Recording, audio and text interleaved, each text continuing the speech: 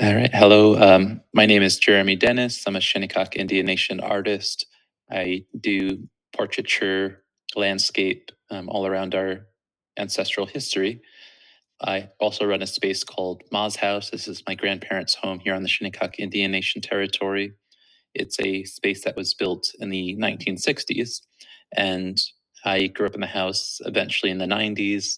Unfortunately, the house fell in disrepair and sat vacant for about 5 years before the pandemic.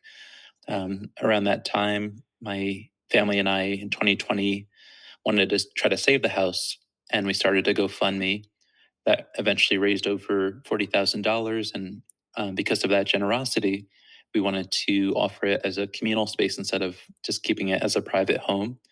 And currently, we have 3 staff members. After we eventually formed it into a nonprofit, it's myself as director, my mom, Denise Silva Dennis, as the workshop coordinator, Brianna Hernandez as our curator.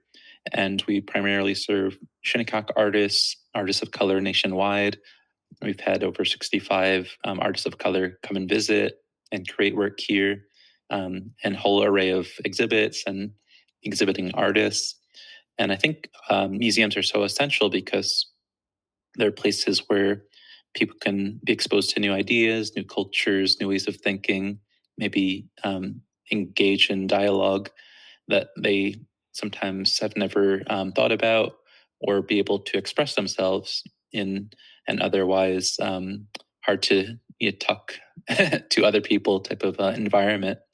And so some of our funders to make all of this work possible include the Ruth Arts Foundation out in Wisconsin.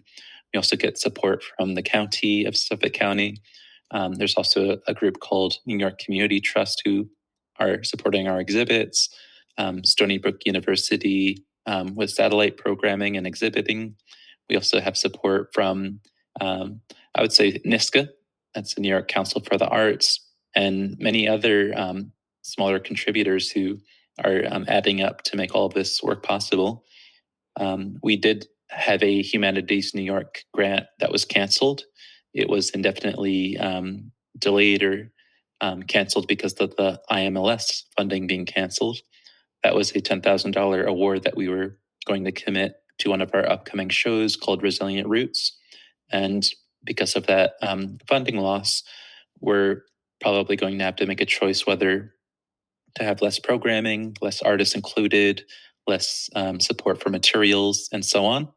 And so we're hoping to perhaps tap on our local neighbors just to be able to maybe sustain our programming into coming months, coming years, just stretch the current funding that we have instead of thinking in a thriving mindset. And the future is so uncertain that I think us as an institution, as a nonprofit, we're kind of pausing the ambitious ideas, and then our potential donors are also in that mindset of like, are they able to give? Are they able to support missions that they know are valuable, but are they also going to be experiencing instability? And so, as a artist and museum leader, I'm hoping that we express the value that we provide to just everyday life. Art and culture is everywhere, and maintaining that and telling our story today and into the future is so important. And sometimes we take art for granted as a luxury or as something that is on the maybe the outskirts of necessities. And so I think it's my role as an artist to uplift our community members who are artists and just allow them to be expressed, to be supported. And that's what we do at Moss House.